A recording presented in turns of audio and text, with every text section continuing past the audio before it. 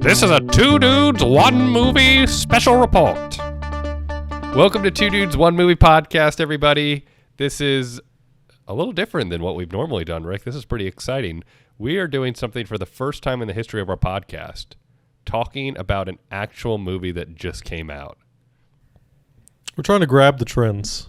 That's what what our fans wanted. Hey, what do you guys think of Dune 2? I can't see it without your thoughts. Yeah, we're all about following trends. We don't set them, we follow. That's all we do. We're followers, baby.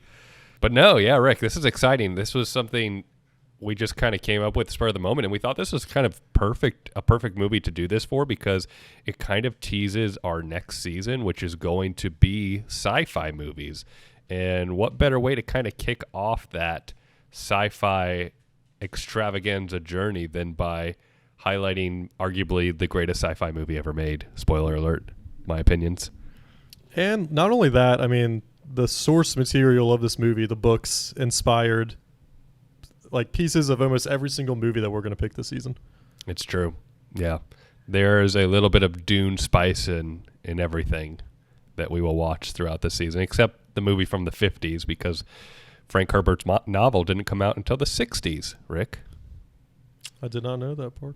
Well, that's why I do the factoids here. I knew it was somewhere around there. Sometimes I just merge the 50s and 60s, you know. I just merge them together. That's all right.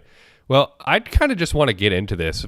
This is super informal. We're not structuring this hardly at all. But, Rick, would you like to go first? Would you want to break down your thoughts and opinions of Dune Part 2 or Part 1 and 2, just your overall experience with Denis Villeneuve's vision and franchise? I will, Park. And I feel like I need to start out by saying I feel like I'm slowly going to morph into a Dune nerd. Which nice. That's crazy, Park. It's kind of crazy. A Dune geek. I don't know. Are they called Doonies? I don't know what we're called. But whatever it is, I want to do. I love that. I love Doonies. I'm going to start calling it Doonies. Okay. It's like Goonies, but Dune. There's a lot of like Star Wars podcasts out there. I feel like you could just have the Doonies, and it would just be a Dune podcast because a show is coming out, like a prequel's coming out this year. Mm. So I watched Dune 1, getting ready for Dune 2. First time I seen Dune 1, nothing really like appealed that much to me when it first came out. So I watched Dune 1 a few weeks ago. That was the first time you'd seen it? That was the first time I seen it. It was a few weeks ago. Whoa. Oh my gosh. That was my favorite movie of 2021. I don't even know other movies that came out in 2021, so I couldn't tell you what mine was. Well, I'd have to go back to my list because all the movies just kind of blend together. I know. I feel like between 2021 or between 2020 and like 2022, I feel like it's really hard for me to like pick out what year the movie came from. Yeah, that's fair. But anyways, so I watched it and I was not like obviously blown away from the visuals. Visuals. What did I say? Blown away from like the visuals, and I think that, I mean, what's his name? Like DV. He does Denis Villeneuve. He does the absolute best when it comes to like using CGI. I think. I really don't think that can even be debated, in my opinion. Like I feel like when you watch like a high budget movie, anything, like I don't care if it's $1 billion Star Wars project, if it's anything like that, you watch a movie that uses a lot of CGI, usually it takes you out of the reality a little bit because you can it's CGI, right? I don't think that's really the case with Dune, which is insane to me. Like even now, there's almost like this like blurry effect on like sandworms in a way. So it's like obviously we know that sandworms are real, but when you're watching the movie, it like feels there, like it feels like real, and I think it's like it's a very special way how it's done. Part 1 and Part 2 arguably for me is the best blend of practical and visual effects I've ever seen on the big screen. And I think that's the big difference, and that's the key takeaway is the practical aspect and practical side of things, Rick, because when you actually work with something that is physically there and real, it translates over into what we see on the screen instead of just completely being computer generated. It's true, and like that's why I think it's like masterfully done with these movies. For me, Part 1 was just a good movie. It wasn't like anything amazing. Like you could tell it was all setting up, and like I understand that as like a standalone movie. Like I'll watch it again one more time, Dune 1. I don't think I'm gonna watch it again another time. I heard now that like after like watching Dune 1 after you watch part 2 makes Dune 1 a lot better. So I'm going to do that one more time, and that's probably the last time I watch it. I think Dune 1 has to exist with its second part. I remember when that movie first came out, it obviously got a lot of high praise. It won a lot of Oscars that year, rightfully so, but a lot of people were upset with kind of the anticlimactic ending, and that's really fair, but it's also because it was half of a book. Yeah, it's half a book. So it's like, so I understand that. So I feel like I can't bash it. But to me, it's just like, it's a movie with a long runtime, and like watching the movie and it's self. But at the same time, I'm so thankful that Warner Brothers, Denis Villeneuve went in that direction of splitting this book up into two parts. And normally I hate that idea. There was that huge trend back in the early 2010s where the final books of movies in a franchise would get split up into two parts. And I hated like almost all of them that did that. But this movie this book is so dense and rich that also the book is massive. Yeah, to actually like, huge. To explore all of the ideas, the themes, to cover the book, it's a necessity. It's not like they somehow did with like Hunger Games, made Mockingjay into two really bad movies. Like it's like legitimately a massive book. So like I understand that would be hard to like actually just like fill it in. So like I understand that. I'm thankful for it. I'm thankful it exists. I just think it's a good movie. I don't think it's anything like super special. Dune 2, on the other hand, is the best sci-fi movie I've ever seen in my life, which is why I feel like I'm going to be a Dooney Park. I started the first chapter of Dune. So did you? Wow. I did. My wife after we watched, IMAX had a re-release of part 1 a few weeks before part 2 came out, and we decided to go and re-watch it because we hadn't seen it since it was in theaters. Because it is a tough movie. Any Denis Villeneuve movie is kind of tough to watch at home because they are slower paced.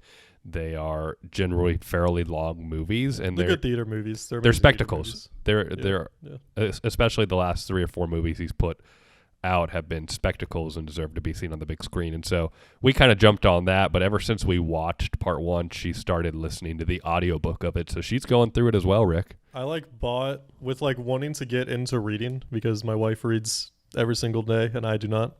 I got the Dune trilogy like a year ago, and it's just been sitting on my nightstand, Rick, for a year. I finished the first book I've read in probably like 10 years.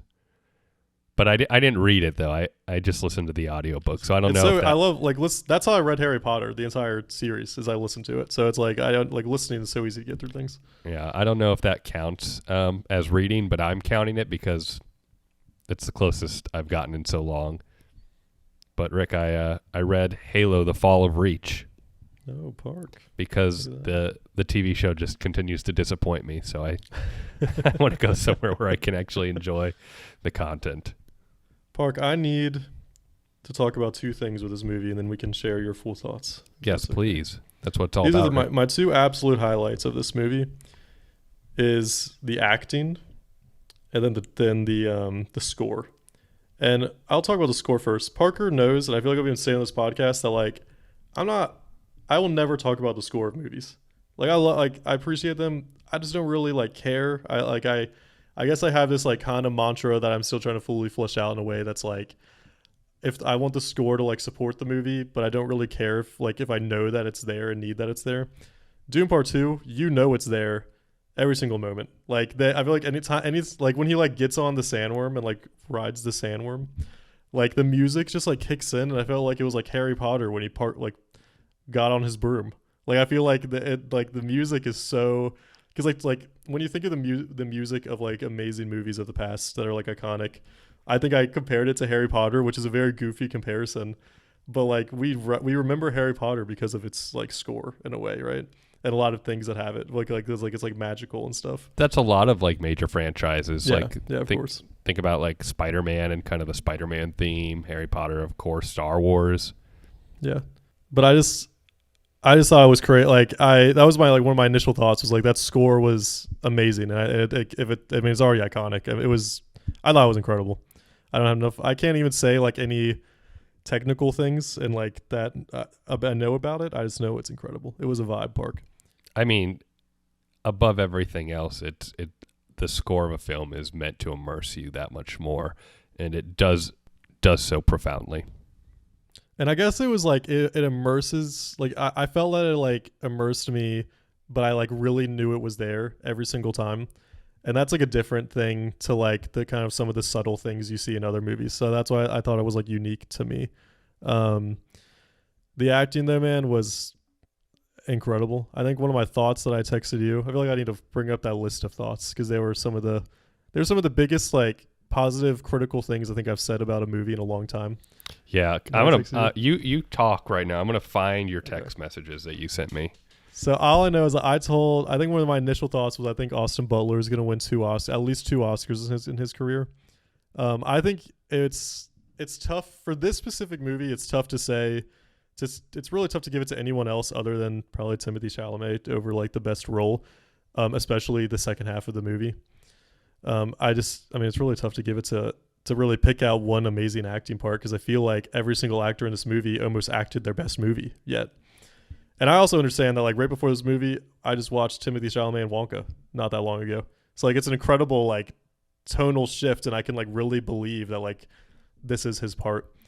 He was incredible Butler in this movie. I thought it was incredible. Like he was incredible in Elvis, and I thought that it was like I thought he was so amazing in this movie that it made me feel bad that people make fun of him for his like voice these days of still trying to sound a little or still sounding a little bit like Elvis, because like this dude is talented, man. Wasn't it incredible in the movie that he worked with a dialect coach to sound similar to Skarsgård?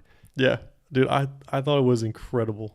Which and like you could really hear it in his voice, especially at certain parts. But it was subtle. It wasn't over the top. But I really loved that little. Obviously, that's not something in the script. That's totally an actor approaching it in a very specific way, and I really appreciate that level of detail from Austin Butler. Yeah. So I guess my prediction is that I think that Austin Butler might, and I'll say will. I'll just go out there and say will. He's young. I think he's going to have more Oscars in his career than Leonardo DiCaprio, because I think Leo gets one more. Ooh, Rick. I think Leo will finish his career with like two Best Actors. I think Austin can easily get three in his whole career. Wow, big predictions. So that's my giant prediction of his career. I think he's one of the best actors out there. Since you're giving big predictions, I'm going to give some big predictions as well. I am not shy from doing that. If you roll back to our very first debate on this podcast when we debated about Oppenheimer, I said firmly and unequivocally that Oppenheimer was going to win Best Picture and that Cillian Murphy was going to win Best Actor. And Rick, the Oscars was the other night, and those predictions came true. And so you don't really have a lot to fear about. Well, I was very profound. And here we go, Rick. I'm going to go again and say that next Oscars, next year, Dune is going to be nominated for at least 12 to 13 Oscars, and I think they're going to win at least 10 Oscars next year. So you think they're winning more because Oppenheimer won 7? Oppenheimer won 7, yes. Okay. So is the record 10 or 11? I think it's 11 or 12. I'm pretty sure Lord of the Rings, Return of the King, like swept, and it was nominated for a bunch of stuff. Dude, Dune is going to have an insane shot to do it. I know Titanic won a ton too, or they were nominated for a ton, but yeah, man, that like this. I mean, this movie could easily do it. It's incredible, and that's just the beauty. Like, think about it. It's going to win sound. It's going to win cinematography. It's going to win direction. It's going to win Best Picture. It could easily win costumes. It could easily win hair and makeup. Actor and supporting actor. It could. Yeah, it could win actor and supporting actor. It could win in supporting actress. It's going to win in visual effects. There's absolutely no question about that. Like, just going down the list. Can you nominate? Maybe I just feel like I'm not into Oscars and nominations quite as much as you. Can you nominate two actresses as supporting actors from the same movie? Yeah, you can. Okay. I feel like you would have to. I feel like you couldn't choose between. Yeah, that happened a couple years ago. I think with everything everywhere all at once. Oh, you're right. It had a couple of folks in the best supporting actress category. I think you could have that happen too. I just feel like unless something comes out that like will absolutely blow our minds again this year, which is crazy because this is genuinely one of the best. This is the best sci-fi movie I've ever watched. I'm not a sci-fi person, but I like nerd out over this movie. The last movie that I have watched that I was like, this is one of the best movies I ever watched was La La Land. Mm.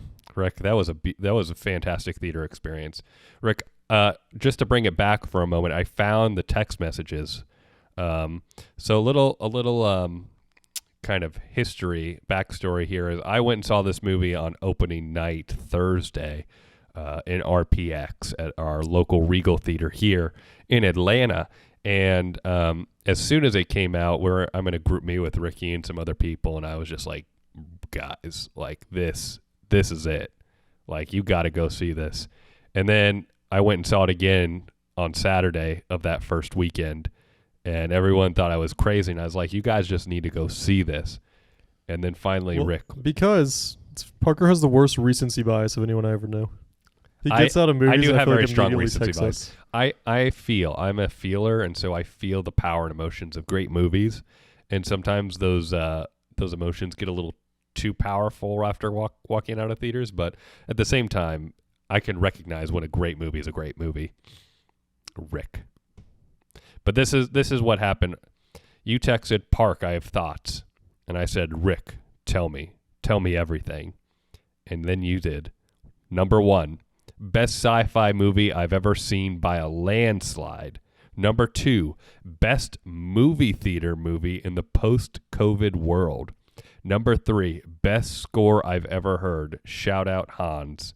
Number 4, Austin Butler is going to be a multi-time best actor in his career. And number 5, a true 10 out of 10 in my opinion. Perfect pacing, dialogue, meaningful action, etc. I don't think you could have made a better sci-fi movie. This is it. I'll stand on that, Vork. You stand on that, Rick? You pretty much just kind of hearkened on all of those things. I did. I still believe. That was right after I saw it, and I definitely still believe it. Like, I don't think that I would take any of that back, because I'm not the biggest sci-fi person, so it would take me a very long time to create my top 5 of 2 through 5. Because to me, whatever 2 is, this movie would be so many notches above it. You know what's crazy? To me, I think my favorite sci-fi movie of all time before going into Dune Part 2 was another Denis Villeneuve movie, and it was Blade Runner 2049. I absolutely adore that film. I think it's phenomenal. But this overtakes it, and I think fairly easily overtakes it too. I mean, it's definitely his best movie by far. Yeah. I think what's just so great about it is it's a director's vision. You can just tell it's a director's vision fully realized. This is the movie that he wanted to make, that he sought out to make, and it's the movie he was able to make. Even down to the ability when they're on the Harkin home planet to shoot that black and white way, which they go into whole details about that. That was shot practically in camera, and Warner Brothers gave them the seal of approval to go ahead and do that, because once they filmed and shot it that specific way, there was no going back. It wasn't just a matter of them putting a black and white filter or dropping the saturation in post. This was done in camera and wasn't going to be able to be changed. It was so good, man. Well, I even saw too, the trust of because I read that Dune had to make over $500 million to even break even, on how much they spent on, I guess, everything that goes into it. Well, the thing that's crazy is the budget is not, when you think of large scale blockbusters, it's not that astronomical. It was a $180 or $190 million movie to produce and create. Now, how much they spent on marketing and promotion is a totally different story. And that probably pushes it up into the $400 million range. But at the same time, Rick, it's just they did so much with $190 million. Every cent of that movie is spent on the screen. I've worked on films and productions where these directors and these above the line people are getting these really big paychecks, and they just really don't care that much about the product that they're putting out. But you can just tell with Denis Villeneuve that is not the case. That's not the case with anyone who worked on this production. Everyone was putting their heart and soul into this, and it was probably such an honor to work on this film. I remember those few projects that I worked on that were really special, that you knew you were actually working on something really great. The crew just rallies around that, and they just put their best foot forward every day. And there are days where it's really hard on set. you're in hour 16 and you're tired and you want to go home and it's 3 a.m. in the morning on a Thursday and it's starting to rain, but you're trying to get that last shot. And when you're working on a great film, you give everything you have to get that perfect last shot of the day. And that, I think, probably is the epitome of what happened on this set. It's definitely something special. And also, I think it's the last movie that I really wanted to watch. The press interviews of the cast was La La Land, similar to this. Only this is literally the movie. I think I watched so many press interviews of the cast. One, because the cast of this movie is future star. They're all the young stars of Hollywood. I feel like you see a member of the cast in every single time. I know there are these stars of Hollywood right now. There's a lot of star power in this film. Christopher Walken, which actually is the one casting decision I was like, but I'm glad you agree with that too. It's it's the one thing. Also, it's the one thing I've seen a lot of people be like. It's they casted the heck out of this movie, but then Christopher Walken comes on, and it's hard to separate Christopher Walken from the reality. The Super Bowl commercial. Christopher Walken commercial. I feel like that's just what I see. It's just hard to separate Christopher Walken from Christopher Walken and his voice. Even though he was able to tone down his voice, you could still feel it a little bit. But if casting Christopher Walken is your worst casting decision, that's one of the best casting of all time. I know.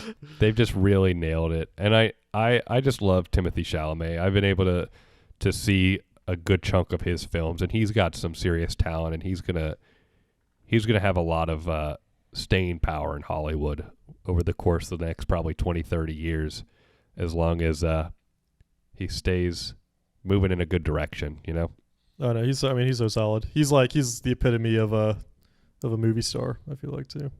I know we could keep going on and on, Rick, about the acting and stuff as well, but I want to share a few of my thoughts on this film, and I know we've kind of already been talking about it. I 100% wholly agree with you that this is one of the, if not the best sci-fi film.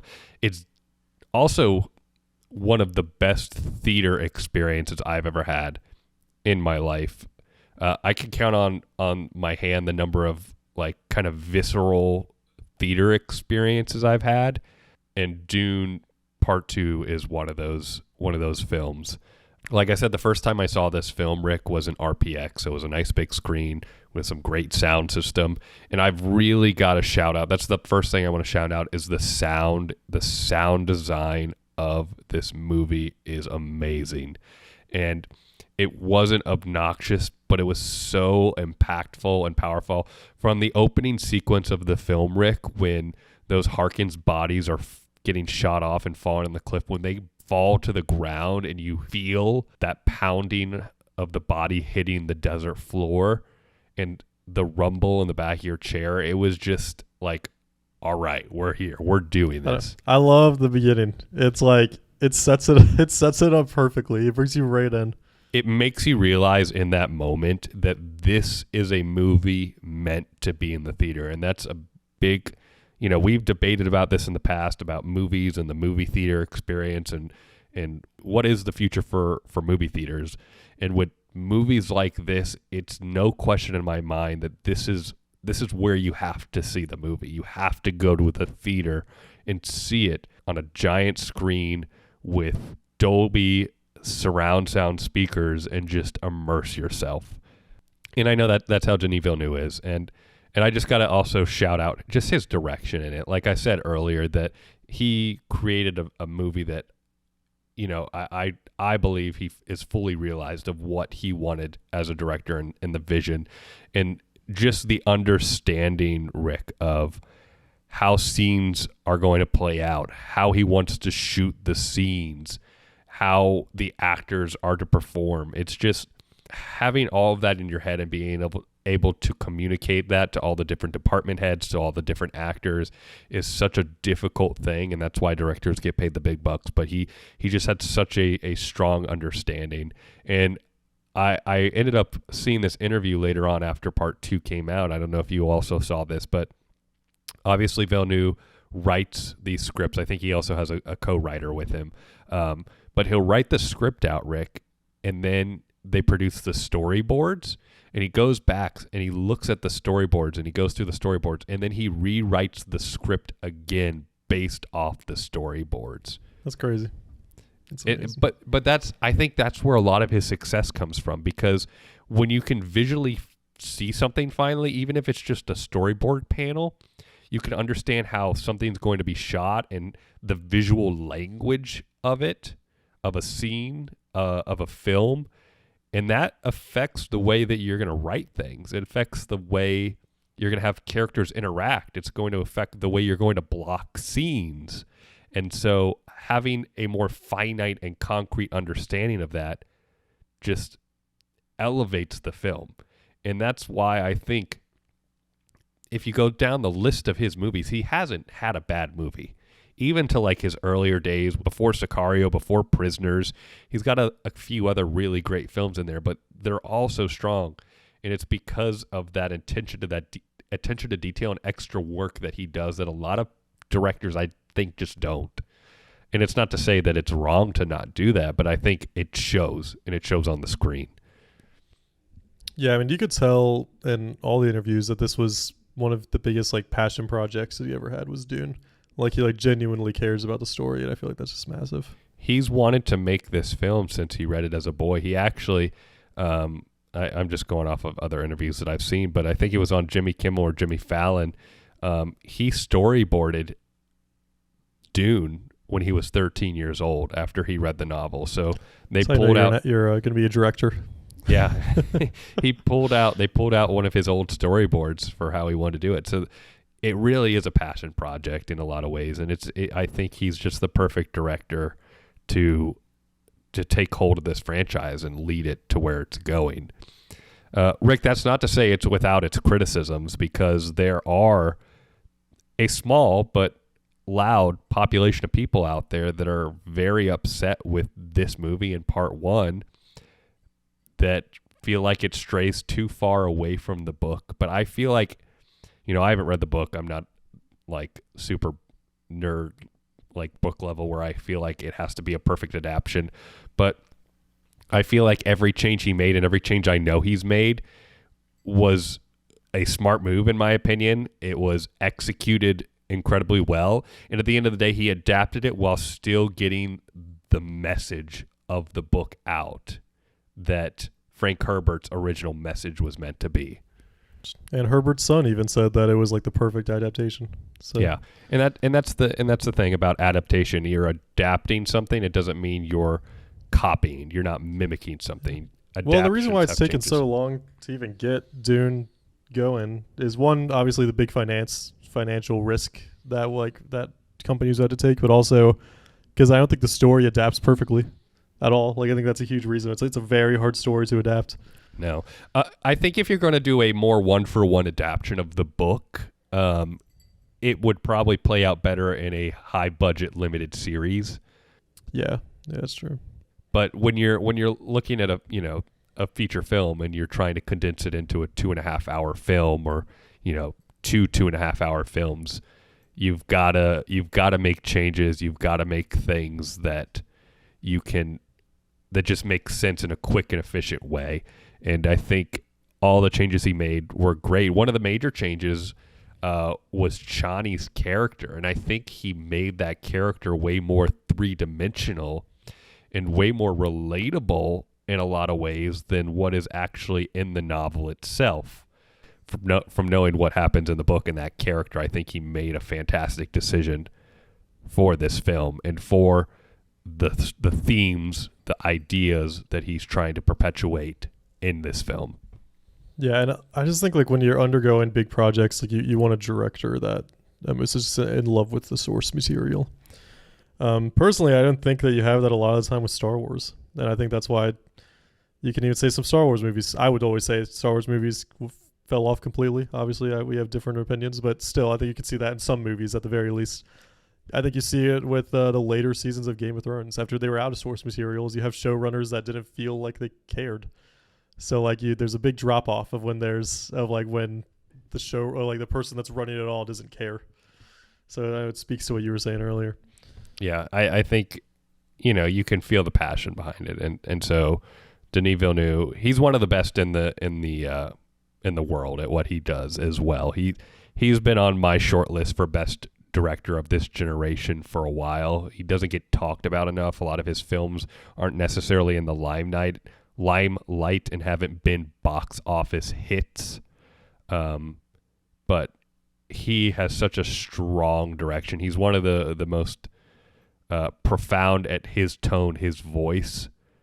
Probably the only comparison I can think of is Christopher Nolan, where he's that strong. And not necessarily that he's making the best films or that Christopher Nolan is making the best films, but that they are so in tune with their style of directing that it just comes across unequivocally in whatever project that they do, Rick. I agree. I feel like you can always, like, if you watched it, if you had like a short list of like 20 to 30 directors and you just watched a random movie that you haven't seen before, you could probably pick out between both of those directors. If there was like a Nolan movie you haven't seen before or a DV movie you haven't seen before, I think you could like, you know their fingerprints on it. Yeah, exactly. Rick, one last thing I really want to talk about and shout out is the cinematography of this movie. And what is that Greg Fraser. So Greg Fraser was the cinematographer on part 1 and part 2 of this film, and they are some of the most prettiest shots I've ever seen. But not just the pretty shots, Rick. Every shot in this film is absolutely stunning with the way that it's lit and that's incredible. The composition of the frames. Every shot tells its own story. It's like its own painting. And I mean, we talked about this a little bit earlier, but it's going to win best cinematography. I can't imagine another film coming out over the course of this year, and we're only in March, Rick, but I genuinely can't imagine another film coming out that's going to surpass this. Yeah, I don't see it happening at all. Keep a lookout on Greg Fraser, everybody. He very well could be the next, like, great cinematographer. I mean, we've been talking about Roger Deakins for the past 20 years or so now, but Greg Fraser could be the next Roger Deakins. He's also obviously done part 1 and part 2. He also did the Batman a couple years ago as well, which I absolutely love the cinematography of that film as well. So this guy has got talent. He's got a very talented team of gaffers, of grips, of electricians around him as well to create some really stunning pictures. It's just a lot of just potential goats in this movie, Park. I mean, hey, that's also what a great director does, is they're able to get the best out of all of their talent, which means cast and crew. Yeah, it's everything. I agree. Rick, I would be misplaced if I didn't at least chat a couple minutes with you about the final quote unquote battle. What were your thoughts when you were watching that scene? I thought it was the best, like, filmed kind of like one-on-one fight that I think we've seen. I think there's also something, and like you see it with a lot of movies recently. If maybe not a lot, I feel like you see it more recently to where there's just no score at all. Like you just like it feels like you're like there and you're like watching them go blow for blow. I feel like you see that a lot more recently. I think this is like the perfection kind of that. Like it feels like real and it feels painful and it feels like you're there.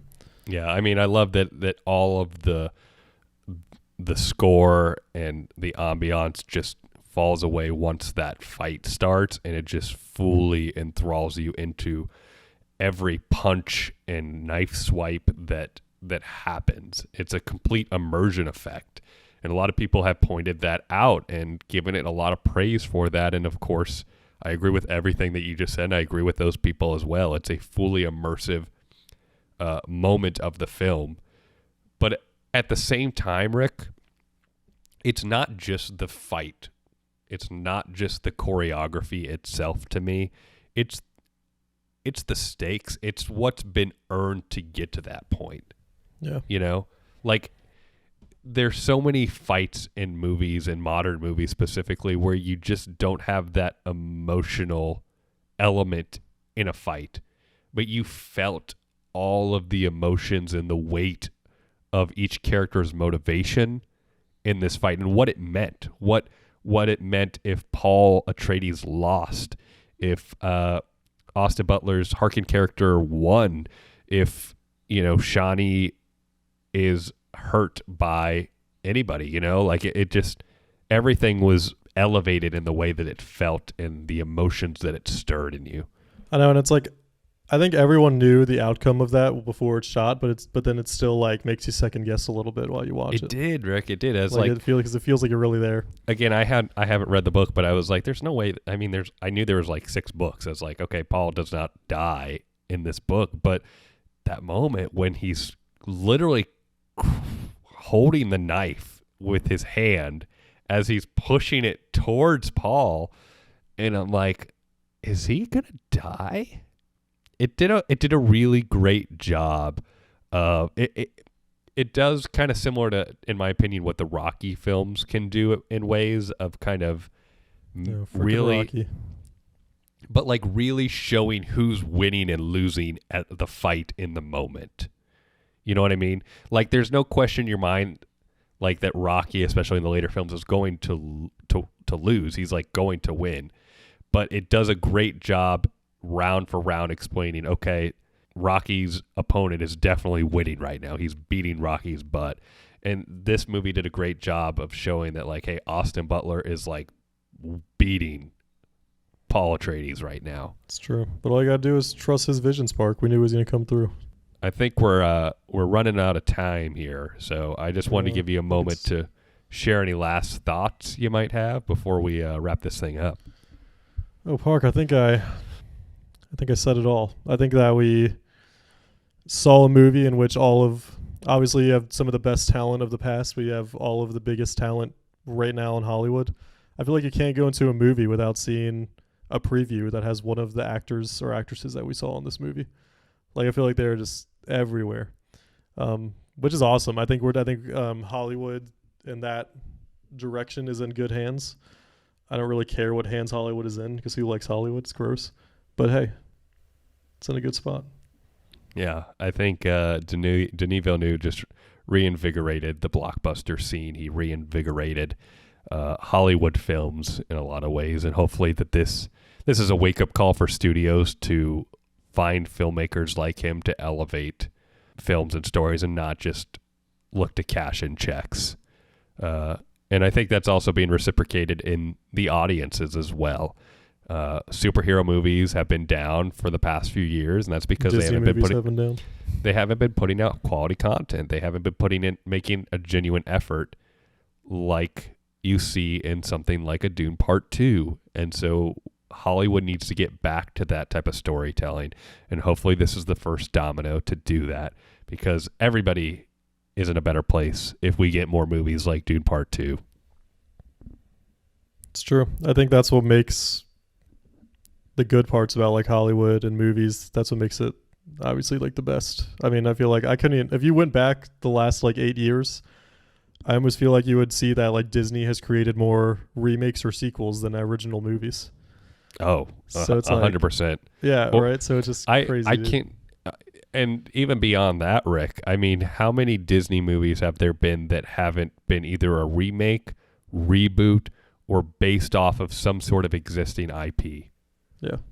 No. I mean, you probably counted on your fingers how many they've had over the past 10 years like that. And then you get Wish, and they care about the marketing more than the actual movie. So. Yeah. But, you know, bashing on Disney can be a whole nother podcast in itself. We're here to celebrate the beauty of what is Dune Part 2 and to encourage all of our listeners out there to please go see this movie in theaters. Rick, I think you would agree with this movie specifically. I know you're not necessarily the biggest theater guy, but would you say this is the movie to see in theaters if you're going to see one? Yeah, I would say this, and like weirdly enough, not even weirdly enough, I mean, Top Gun 2 was awesome in theaters. Yeah. To me, those are like the only like two out of recent years. Those are like the only like two true like I felt like I had to be there in theaters that I've had. I am in the same boat in the sense of this is the movie that you need to go see in theaters. So everyone out there, please go see this. We made a special report podcast just about this. It's going to be there for a while. I bet you have like 4 months. Yeah, you got plenty of time. This isn't going anywhere. There's nothing on the horizon coming out movie wise until the summer, so it'll have some staying power. But Rick, thanks so much for hopping on this pod with me today and doing something a little different. Park, it was a joy talking about one of the One of the greatest movies we've seen in a minute. I know. I enjoyed it. Maybe we'll have to do this again in the future when another great film of our generation comes out. It's true. Well, everyone, I think that's just about going to do it. You've been listening to Two Dudes, One Movie Podcast, special edition. Thank you so much for tuning in. Please go see Dune Part 2. You won't regret it. And, of course, catch us on Season 3, which will be coming out in the next few months, hopefully, where we will be going through the decades of sci-fi films. So this is kind of the perfect movie to, in a sense, quote-unquote, kick us off for that season. So definitely stay tuned for Season 3 when we hit the sci-fi trail. Maybe we'll talk about this again in 2020. Maybe that'll be our 2020 film. Probably not, but Probably not. We got to share the love a little bit. But again, thank you all so much. Until next time, see you then. Adios. Two Dudes, One Movie Podcast is an independently created podcast. Like, rate, follow, and subscribe wherever you listen. You can find the podcast on Spotify, iTunes, or wherever you get your podcasts. You can also find us on YouTube, where we post full video recordings of each episode. And don't forget to follow us on Instagram at Two Dudes, One Movie Podcast. Thanks for listening.